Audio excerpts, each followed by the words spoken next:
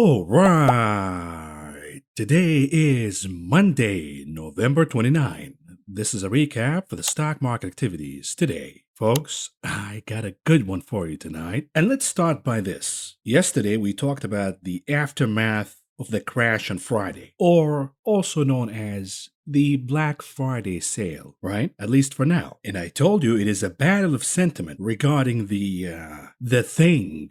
You know, the thing? All men and women created by you know the thing. We cannot even say it because last night I got in trouble with the robot police. And the bottom line is, bad economic news equals good news for the stock market. And bad news about the thing, meaning more cases and let's be afraid, that kind of thing, that's actually good for the stock market. Why? Well, if you're asking why, you're probably new to this channel, but here's a refresher. Because all what matters to this market is the Coke, the printer, the yayo coming out of the Federal Reserve. That's all what matters to the stock market. And bad economic news means that the yayo is here to stay because the market needs quote-unquote accommodations and support. Likewise, bad news when it comes to the thing is good news to the stock market. Why? Because it ensures that the yayo will continue to flow. Because how could we tighten and cut the yayo when we have the thing, which is scaring everybody, and the economy might be weakened by the thing, and therefore we got to continue to print. See how smart we are? So once again, I ask you the question, and we had the scenario analysis, by the way, yesterday. What do you think the message is from the market today? Is the message the thing is bad or the thing is good? And I know what you're going to say. You're going to say, well, the market said the thing is good because the market was rallying today, and therefore the market is not worried about the thing anymore. And I say you're probably as good at spotting the facts as this guy who wrote this article that says Mick Jagger wears special specs said to boost energy levels and combat aging. And the writer describes some of the pictures, of course, like this one. It says, hanging out. Mick Jagger, 78, looked relaxed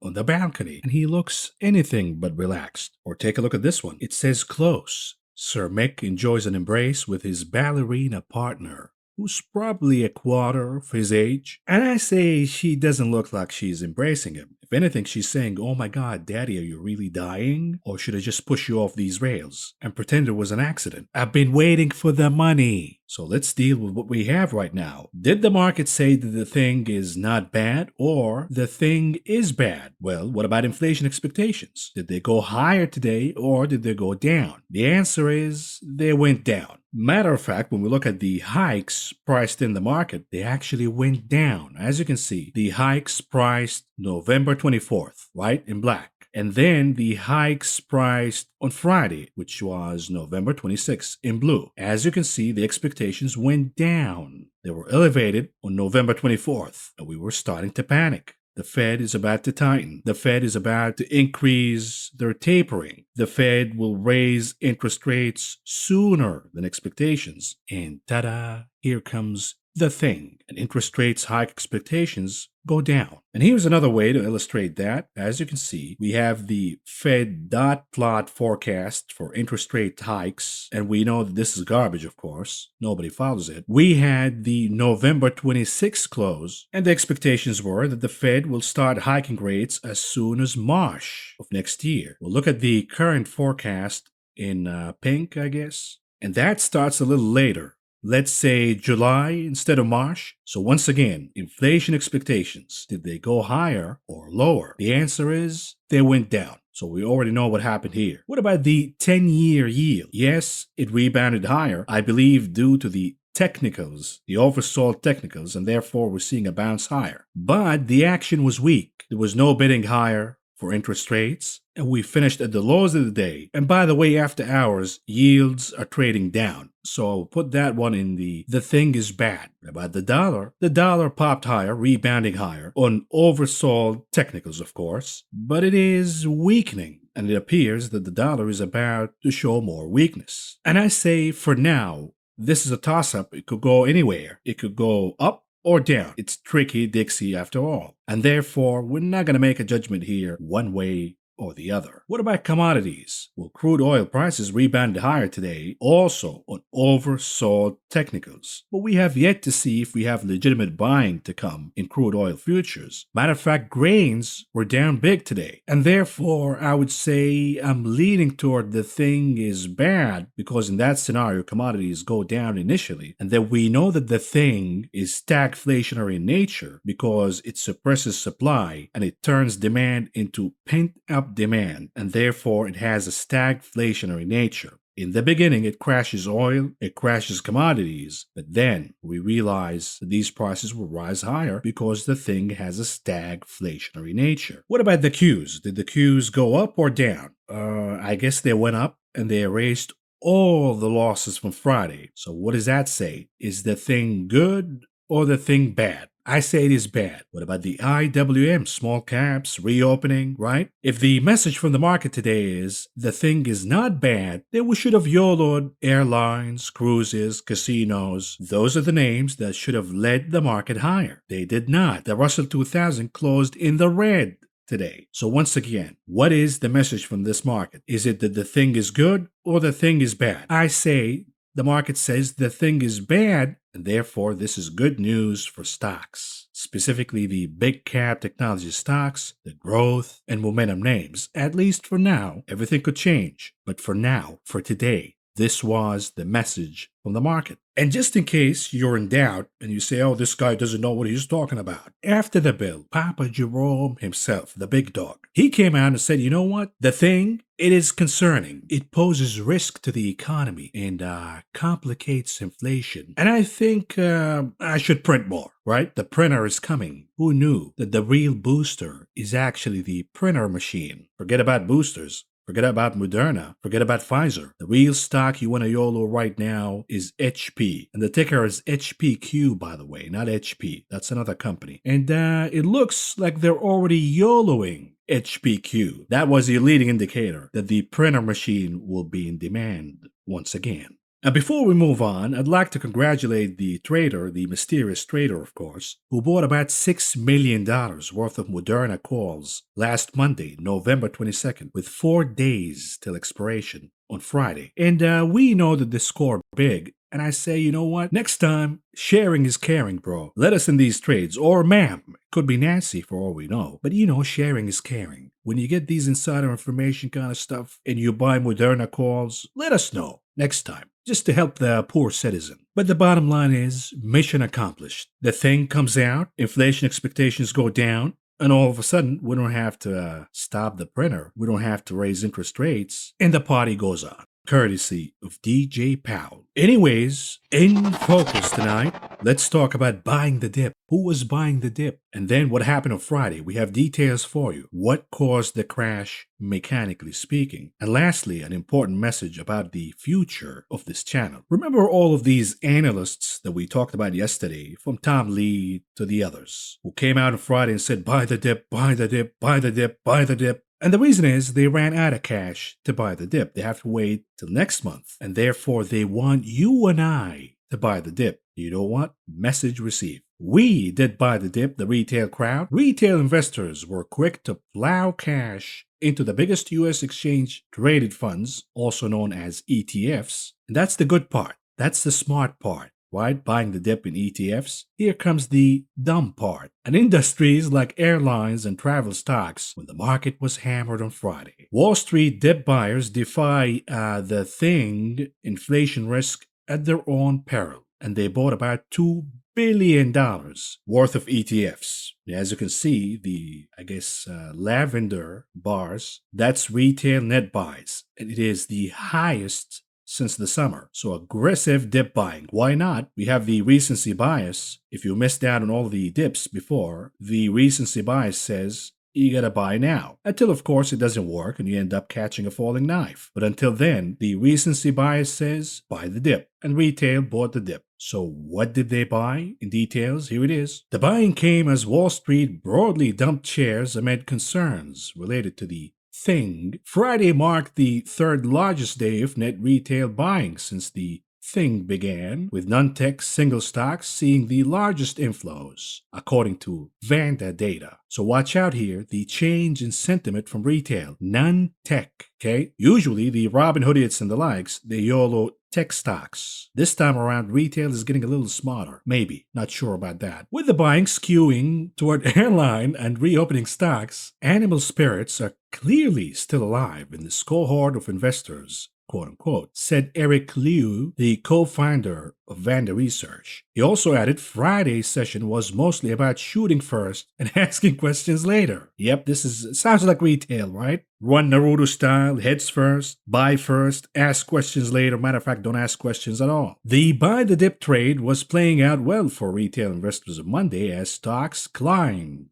as a relative sense of calm returned to global markets. The S&P 500 index rose 1%. That would be wild, right? The S&P 500 doubled from the dip buying. But no, it was just 1%, and then there was a little selling by the end of the day, by the way. And the Nasdaq 100 rallied about 1.5%. The jump in retail trader buying was apparent on Fidelity's platform, where Apple, Boeing, and Nvidia were the most purchased stocks on Friday. Buying at the top, baby. Nvidia, at least. Buying for stocks that would benefit from a reopened economy, pay attention now, far outpaced the number of sell orders, according to data provided by the brokerage. Liu expects retail and systematic investors will continue to drive the initial moves in stocks, while institutional stock pickers take a wait-and-see approach. So here we have the contrast between retail and institutions. Institutionals, the wolves, of course, they come out on TV and say, buy the dip, buy the dip, buy the dip. And retail says, okay, we're buying the dip. And they bought in airlines and cruises and reopening stocks, which, by the way, the ETF for airlines, jets, is pretty much flat for the day. But if you knew what you were doing and you bought the dip in the right places, meaning the Qs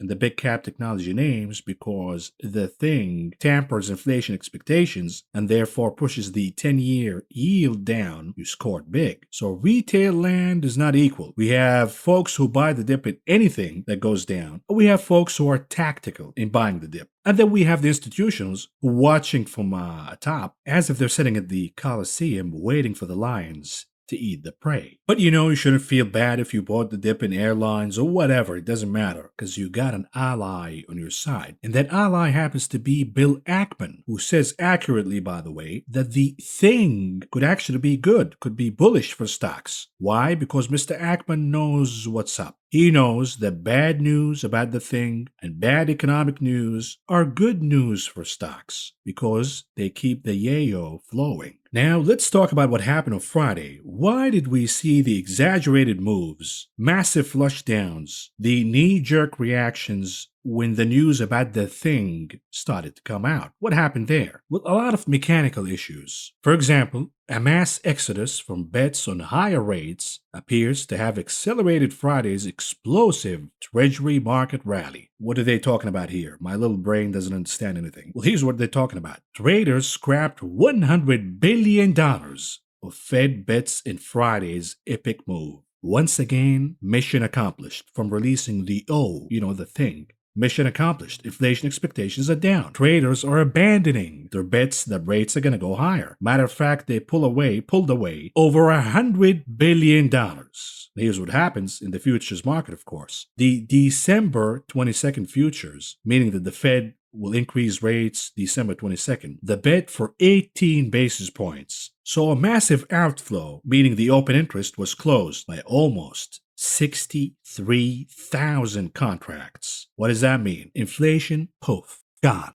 At least for now. We go back to print, baby, print. And what about oil? What happened with oil? Because oil crashed, double digits. We know it was an exaggeration. It did not make sense at all. Well, here's what happened. Oil's Black Friday. Algos and options turn a tumble into a crash. What are they talking about here? The market spiraled ever lower as oil broke through key technical levels. U.S. futures pierced the 100 and 200-day moving averages. 100 for the UTI, that's a different thing. The WTI, and 200 days moving average for the Brent. And that will trigger the algos, right? The algos get triggered by the moving averages, and then they forget about them. And that's why I don't use moving averages in my technical analysis. But anyways, That gave algo's computer-driven trades the upper hand on a day when many participants were away from the market. The sell-off has no doubt been exacerbated by algo-driven trading as key technical levels broke down, said Fawad Sarazadadada, an analyst at Think Markets. And I apologize in advance for butchering your name. Anyways, then the options market kicked in. And pay attention now, because you are familiar with a gamma squeeze when somebody YOLOs call options and the market maker has to hedge by buying the stock. We have another phenomenon called negative gamma squeeze. Here is the explanation. When prices fall heavily, banks often sell future contracts in order to hedge themselves against losses from put option contracts that grant the right to sell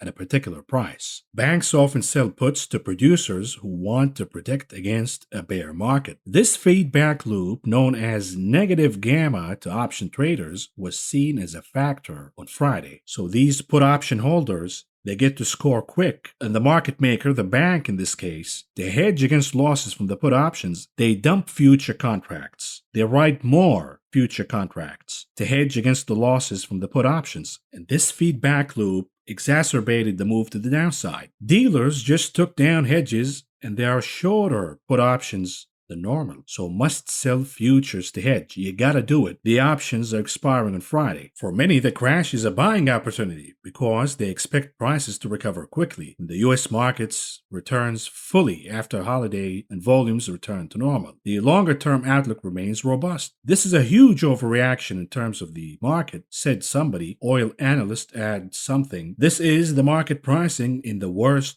possible scenarios. And we will discuss, by the way, in details in the futures market coverage, why crude oil prices will indeed recover, regardless of the manipulation, shall we say. And lastly, before we move on to the markets coverage, a message about the channel, because yesterday we got in a little trouble with the big tech oligarchs. They cut us off. No more money. And the reason is we talked about the thing. And yes, once in a while we like to break the rules. Right, Joe? Come on, man. But in general, most times, I do my best to follow the rules. The ever-changing, ambiguous rules, by the way. Yet one thing I'm not going to compromise on is freedom of speech, telling the truth, and independent thinking. And if that is a problem, then goodbye. Not interested in being here, not interested in receiving the blood money, which is not a lot, by the way. Just take a look at this video. Even though it made over 21,000 views, we gained about 200 subscribers from that video alone. It made a whopping a little over $60. So again, it's not like I'm swimming in YouTube cash or anything. But this has been a consistent pattern where I work my ass off on top of what I have to do, by the way. This is a side hustle after all, not a full-time job. Yet I dedicate hours, sometimes 4 to 5 hours, to produce one video. And what do you know? They delay the release of the video because they have to do their checks, and that takes about 20 to 30 minutes for each video, and then they cut you off anyways. And this is starting to become annoying because it's not just the video from yesterday. It has been a consistent pattern now. I made a video earlier this year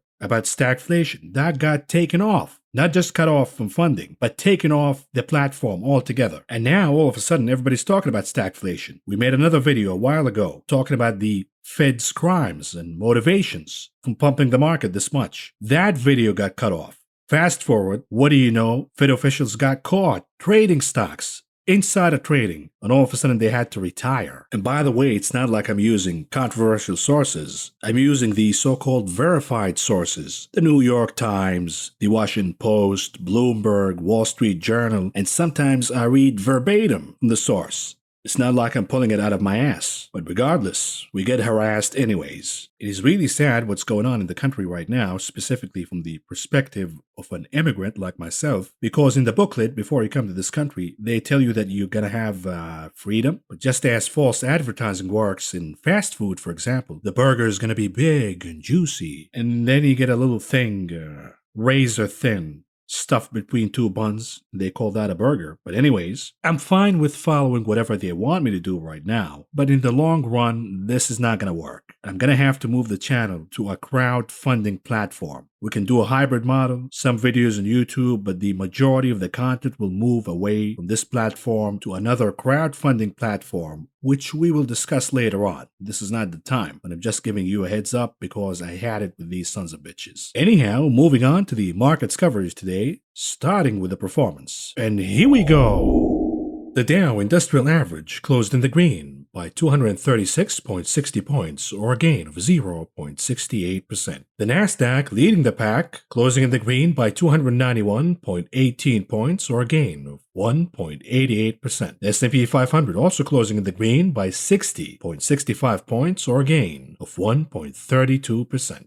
And what about the sector's performance today? Leading the pack at number 1, capturing the gold medal, technology. Number 2 for the silver, utilities. Number 3 for the bronze, communication services. We're not going to shame any laggards today because pretty much every single sector of the market closed in the green. The leaders are the interest rate sensitive sectors, meaning when interest rates go down, utilities, REITs, technology, all of these sectors appreciate in value. So today was a classic trading day, no surprises whatsoever. What about the advance to decline ratios for the issues in the NYSE? 53% advancing versus 45% declining. The Nasdaq, even worse, 42% advancing versus 55% declining. So underneath the rally, the fundamentals not so good. Matter of fact, we have 258 new 52-week lows in the Nasdaq versus only 19 new 52 weeks highs. So the breadth is skewed downward to the negative side, but the indices continue to march higher, at least for now, and the reason is the dip buying in big cap technology names. Moving on to futures, what's going on here? We had a rebound in crude oil prices. The rebound was much higher earlier in the day, to the tune of about 5%, yet the WTI closed at a rebound of about 1.85%. So we have slight negativity here, and this supports my intro that the market is thinking that the thing is actually serious. Likewise, gasoline and heating oil prices rebounded slightly higher, while natural gas crashed by over 11% today. Futures are all over the place right now. You gotta wait for them to stabilize because the dollar is all over the place. The news regarding the thing is all over the place. But for now, the action today supports that the market thinks, at least for now, that the thing is actually serious. What about softs? We have a rally in lumber and OJ, while we have declines led by coffee. Coffee futures down big, over 3% today, followed by sugar, cocoa, and cotton. What about metals? The rally in copper continues to go on, and this is perhaps due to stealth Chinese buying. The Chinese are also buying iron, by the way. Iron ore prices are surging higher again after massive declines. And as you can see from the chart, iron ore futures are extremely oversold. So if the Chinese are about to buy iron again, they're probably not just buying iron. They're buying copper and hoarding other metals. And you will see some of these oversold metals. You're going to see the Chinese buying the dip aggressively, taking advantage of the fallout in inflation expectations, meaning that the Chinese don't believe the inflation is over, by the way. You have the retail crowd buying the dip in NVIDIA, for example, whatever dip, the 0.1%.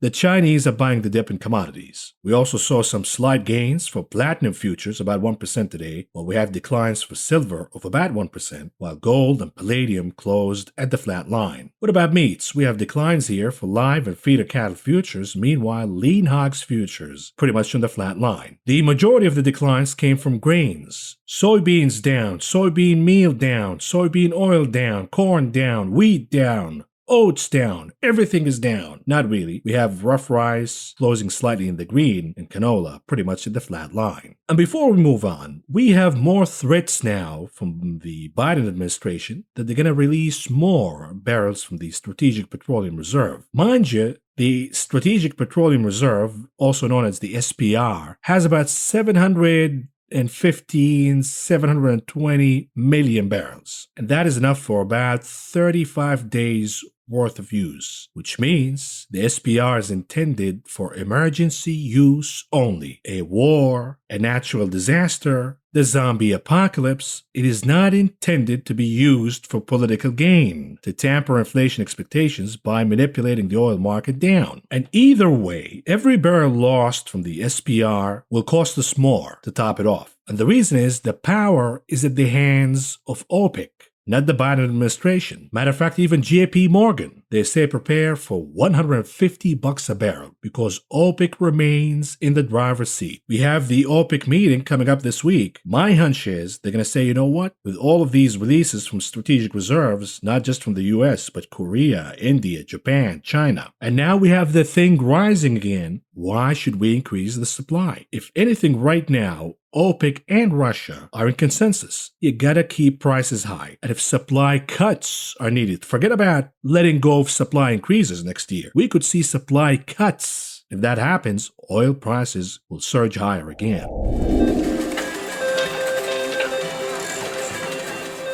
Moving on to the big casino, the options market. What's going on here? The action is not as hot as a few weeks ago, but still Apple at number one, the hottest table in the casino, with about 1 million contracts exchanging hands today. About 71% of those were calls. And here it is, Tesla, the souffle number two, with about 700,000 contracts exchanged hands today. About 54% of those were calls. And AMD at number three, with about 500,000 contracts traded today. About 75% of those were calls. And the options market was kind of slow today, meaning the majority of the buying happened via ETFs, perhaps algos and certain options on ETFs, not on individual names, by the way. I will show you that in the charts analysis. But here are the unusual activities that we got today. Not a lot. We start with the ticker mRNA Moderna. They're buying calls like crazy here. The expectations, of course, that Moderna will produce the new thing for the thing. They bought the 400 calls for the expiration date, December 3rd, meaning this upcoming Friday, with expectations that mRNA will pop higher by more than 8.5% by then. They paid big bucks for this one, $7 a piece. All in all, spending about $16 million for this trade. And then we have the trades for the ticker XOP for ExxonMobil. And there are many ways you can read this trade. One way you can look at it as a strangle trade, buying calls and puts out of the money, meaning the trader is expecting a massive move in XOP, but not sure which way it's going to be. Another way you can look at it as an ExxonMobil shareholder who sold a bunch of calls to fund buying some puts in case we have more declines to come in oil stocks, including ExxonMobil. If we read it that way, the trader sold the 115 calls for the expiration date, December 31st, and they received about $1.40 a piece in credit. Then they bought the 90 puts for the same expiration date, December 31st, and they paid about $2.20 a piece for this trade. Of course, they used the credit, I'm assuming, the $1.40 they got from selling the calls. And all in all, they spent about $1 million. But as you can see, the casino was against expectations, of course. If you looked at the Qs, the Nasdaq surging higher, erasing all of the losses from Friday's session, you would think we had a lot of activities in the options market. Not really. The options market was actually calm today, with exceptions of ETFs. Moving on to the heat map analysis. What's going on here? The obvious, yields are down big, so banks are underperforming. What's performing today? The yield-sensitive sectors of the market. We're talking about REITs, we're talking about utilities, and we're talking about the tech names, specifically the big caps, the high multiple names, all rallying today, with minor exceptions, of course. And the important observation is the reversal of the theme from Friday. What do I mean by that? The names that got bid higher from the knee-jerk reaction, for example, Zoom, Peloton, Etsy, Dash, all of these names are being dumped today. Or what's being bought? Not the classic reopening names, say airlines, casinos, hotels, cruises, but they're buying the names that they dumped aggressively on Friday from the knee-jerk reaction. We're talking about names like Airbnb, for example. Airbnb is surging higher today. So you are seeing one foot back in the reopening trade, but not all in yet. There was a little bit of hesitancy here. And if anything, the action today was actually defensive, believe it or not. Which sectors are rallying higher? Utilities, REITs, the consumer staples, and the big cap technology names. These are defensive sectors of the market, not offensives. And this yet again solidifies my theory from the intro that the market is reading the action today as the thing is actually serious. Moving on to the charts analysis, starting with the 30 minutes chart for the SPY. What's going on here? We had the gap higher. We were expecting a gap higher as a reflex trade from the knee-jerk reaction that we got on Friday. The oversold activities on Friday were pretty much guaranteed to produce a gap higher on Monday, meaning today. Did we expect it to be this big? Of course not. At least not me. But for now, we have certain numbers to work with. The gap higher took us all the way to the resistance of 466, and it stopped right there. If the SPY gathers the energy, it breaks above 466 comfortably, then the next destination will be all-time highs, because you have the aggressive dip buying taking place once again. If the SPY opens weaker or trades weaker tomorrow, then we have to look down at 461.5 for support. If that level is confirmed for support, meaning the SPY goes down and rebounds higher from that level aggressively, strongly, then you have yet another opportunity to buy the dip if you missed it today. If 461.5 is broken and it fails at support, watch out here. We had a dead cat bounce, or we're going to go down to close the gap. And it's a massive gap. And here is the daily chart for the SPY continuous contract. We had the flush down and the reflex trade. That took us all the way to almost half of the body of the breakdown candle, which means, classically, of course, this is the technicals. Forget about the fundamentals. We talked about the fundamentals earlier in the video. The technicals say that this is a rebound, dead cat bounce, whatever you want to call it. And the major move will follow on. What does that mean? You had a major move, the flush down, followed by a reflex. This is the minor move, closing all the way to half of the body of the breakdown candle. And then the major move resumes again. Will it happen? We'll see, because the technicals are not good. But the fundamentals, meaning inflation expectations, are down now. This is supposed to be good for stocks. What about the Qs, the NASDAQ, 30 minutes chart? What's going on here? Again, we have a rebound higher. Far higher than expectations, of course. And now the Qs recaptured and reconfirmed 397 for support. We have what it appears to be, at least for now, a bull flag formation. Let's say the bull flag doesn't play out right away and the NASDAQ goes down. We're going to look for 397. This is an important number, by the way. 397. Let's say it goes down there. The expectations are you reconfirm the support and you bounce higher again. If 397 fails as support, then we got a problem, or we get a shorting signal right away. But if the opposite happens, and the Qs gap higher again, or trade higher tomorrow, look for the top of the breakdown candle, which happens to be around 403.5. This will be resistance, at least for now. Will it be a harsh rejection? That will be a shorting signal. Will it be a soft rejection? That will be an adding opportunity, because eventually the Qs will break above that number. Or will it be smooth sailing, meaning the Qs blast above the number without consideration, without stop whatsoever. And that will mean the dip buying is so aggressive. We have options trading. We have retail buying the dip. We have institutionals buying the dip. I doubt this will happen as easy as this scenario, but we have to discuss it anyways. Because for all you know, this is the options grid, by the way, for the call options with the expiration date of today. They bought aggressively the 400 calls. About 60,000 of those were traded today, meaning in and out, but they're not holding them for open interest. What does that mean? They're not interested in buying the Qs, but they're interested in riding the wave higher all the way to 400. That was their target, at least for now. Will they continue to follow up by buying more call options? Let's say the 405 tomorrow, 410, 420. They might YOLO that number because the market's going to go too high, bro, right? But for now, they eyed 400. They achieved 400. What happens after that? Because here's the grid for the expiration date of Wednesday. They bought about 30,000, traded about 30,000 of those, the 400 calls. They did not carry on by open interest. No interest in buying the Qs, just trading for now, making a quick buck via call options. And most importantly, of course, the call options for the expiration date of Friday. About 20,000 of the 400 calls were trading hands today, but yet very small open interest.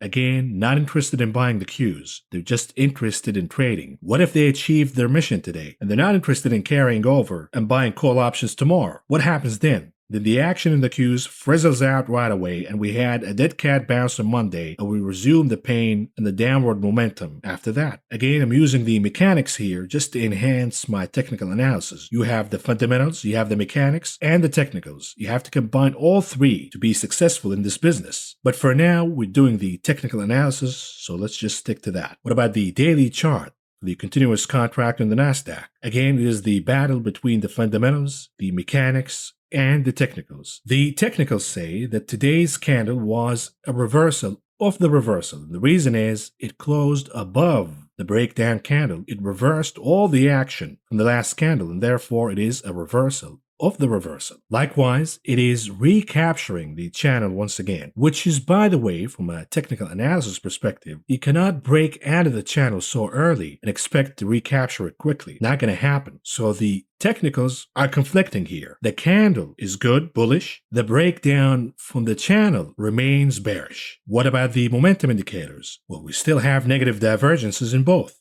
And therefore, we have this bull-bear debate. Was it a dead cat bounce? You cannot say that from a candlestick perspective because it already reversed the action from Friday. What you can say is perhaps it is a trap, yet the bulls will respond. Look at this. There's a lot of dip buying. There's a lot of energy in buying the Qs. And on top of that, if you want to talk fundamentals, look at what the 10-year is doing. It is flushing down, and that supports the Qs higher, at least for now. So the debate goes on. The technicals remain slightly in favor of bears. The fundamentals, the mechanics, still support the bulls. And what about the IWM? Look at the contrast between the SPY, the Qs, and the IWM, the Russell 2000. Not performing today. It popped higher, above the resistance of 233, yet it closed the day below that number. Not by a lot, but still, the question is, why did the IWM, the Russell 2000, the reopening stocks, the cyclicals, the upcoming growth, why did they underperform today? What is the message here? You go back to the intro. The message is, this thing is perhaps serious, at least for now. This is how the market is reading it, at least for now.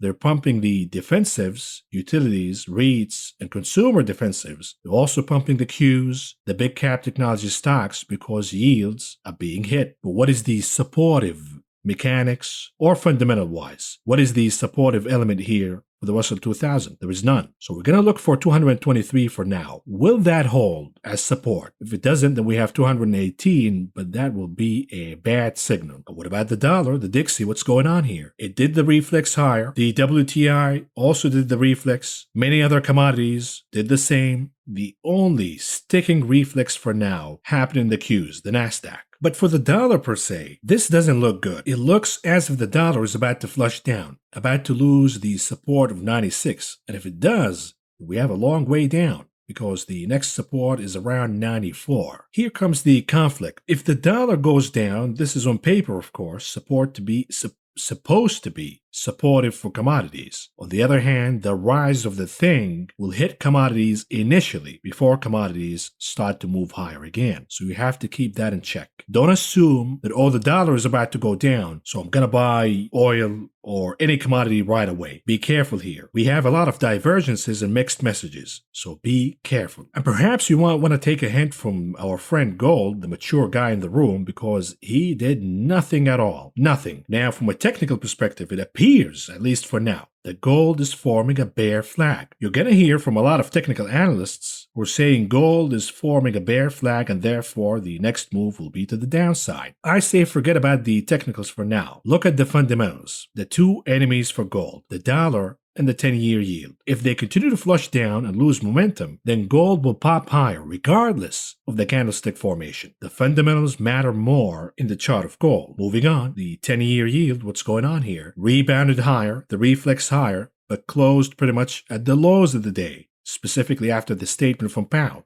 Powell says, you know, this thing, the rise of the thing, that's going to make me a little hesitant. The increased interest rates and perhaps will make me looser with the printer machine, and therefore yields are diving down. If we lose 1.5% for sure, the daily closing below 1.5%, you might see some panic in the market because it will come hand in hand with some negative news on paper regarding the thing. But you and I know if the 10-year yield continues to dive down, this will be good for big cap technology names, the growth and momentum names. And the reason is there is no alternative for now. Even if you want to get out, the only alternative is cash. If you're not good with cash, you gotta buy something. And if yields go down, that will be the guideline to buy big cap technology names. And this is exactly what the market is doing, at least for now. Until the facts change, of course. And here is the chart for the TLT weekly chart. What's going on here? Perhaps Third time is the charm for the TLT to break above 149 comfortably. This is not happening, at least for now. Somebody gotta make a move already in the bond market. Either a breakout, a big one in the TLT above 149, or yields will resume popping higher again. For now, we are in the land of uncertainty. The yield on the 10-year continues to hug 1.5%. It doesn't want to lose 1.5%. Likewise, the TLT continues to hug at 149. It doesn't want to lose 149. So the battle goes on. We don't have any confirmation whatsoever here. Anybody who tells you otherwise, they're lying to you. Anybody who says the TLT will break out higher or flush down, they're lying to you, at least for now. The battle, the debate goes on. The more facts we learn about the thing, the more clarity we're going to have. Moving on to the VIX 4-hour chart, what's going on here? The pop in the MACD still going on, but as we expected, of course, from last night's video, the indicators, both the MACD and the RSI, were overextended. The expectations were for a sell-off in the VIX. We have the sell-off, but guess what? Both the RSI and the MACD indicators are still positive, and there is still room for the VIX to continue to move higher. We had the initial pop, the A leg, if you may, the retreat, you can call it the B leg, and then the pop higher again, closing above the previous high, and this will be called the C leg. If that happens, the pop in the SPY today was a mere dead cat bounce. When do you know that it is not a dead cat bounce? When the VIX flushes down,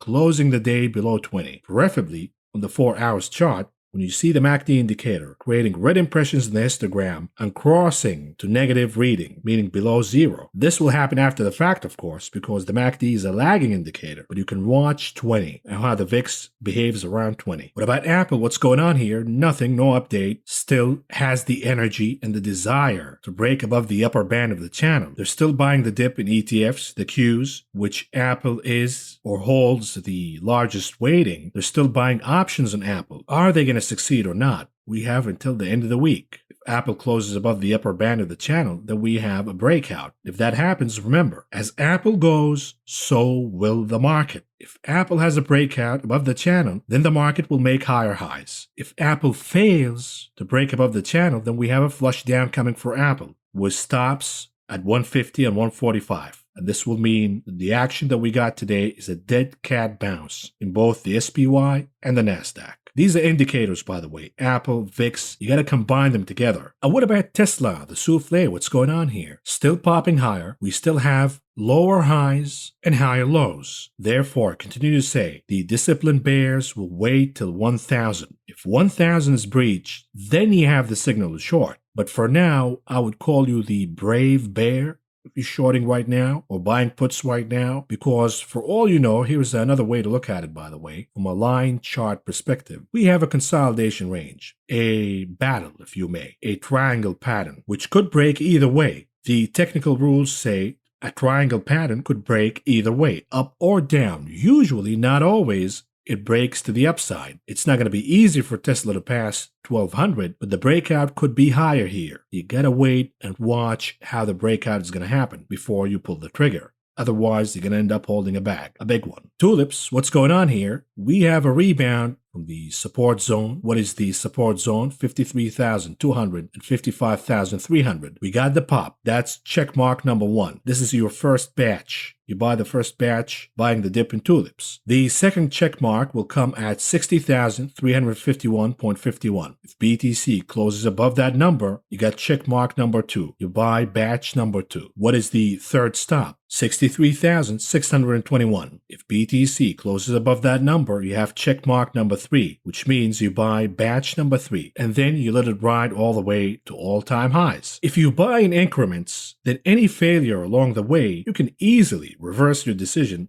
book some gains, or minimize your losses. But if you go all in right now and BTC fails at target number 1, then what is the point here? You gotta buy in increments. For now, the support zone did what it's supposed to do by bouncing BTC higher. Do we have the energy for market participants to buy and follow up on the boost from the support zone? That remains the $1 million question. And lastly, what about AMC? What's going on here? We had a pop higher, yet another failure, and now AMC is hugging 36.5 for support. We have some oversold conditions here from an RSI and MACD perspective on the 1 hour chart, which means AMC could pop higher again. We certainly saw some call options buying for AMC. The challenge remains 39. So you have two numbers to play with here. 36.5. If AMC breaks 36.5, that is a confirmation to buy put options. The next target will be all the way down to 32. If 36.5 is solid for support and we see a bounce higher, then the next target will be 39. I will take it from there. And of course, a lot of you ask, why do you cover AMC every day? The reason is we have a lot of followers who like the chart. They like AMC. They want us to talk about AMC. Number two, it is an easy chart to trade. Look at the markings. I keep all the markings on. You could have bought calls, puts along the way. And this is an easy chart to trade. There's a lot of money to be made here. Whether you're a bull, ape, or pig, or monkey, or whatever you are, doesn't matter. You can trade the chart. It is an easy to trade chart with a lot of money to be made. It is certainly easier to read than GME, GameStop. Good luck reading that chart. The only thing you can do right now is just to buy the stock, GME, and hope that by the end of the year, we're going to see some short covering. In the long run, I favor GME over AMC. And the reason is the short float and the end of the year taxation planning. But from a trading perspective, a day trader perspective, I favor AMC's charts by a lot. And lastly, moving on, what do we have on the economic calendar tomorrow? We have the S&P Case-Shiller Home Price Index. This will be extremely important. And then we have the Chicago PMI, another important indicator regarding inflation, and most importantly, inflation expectations. Then we have the Consumer Confidence Index. And lastly, we have some Fed zombies speaking, including the big dog, by the way, Powell and Yellen, a tag team. And then we have other criminals, the likes of Clarida and Mr. Who Cares. What we want to know from their speeches, what do they think about the rise of the thing? Does it change any tapering expectations? Does it change any rate hike expectations? This is what we're looking for. The market is extremely dangerous right now. My advice is be careful. Don't assume that what happened today will continue. And don't assume the opposite will happen either. The market is all over the place. But for now, at least from today, the message is received from the market. And it reads, this thing is serious. And therefore, we're crushing interest rates expectations, meaning the 10-year went down. And therefore, the algos, the dip buyers, are rushing into utilities, REITs, and big cap technologies, at least for now. Anyhow, folks, I'm done here. Thank you for listening. Thank you for watching. This is all I got for you for now. I better go before I cause any more trouble, but I will talk to you again tomorrow.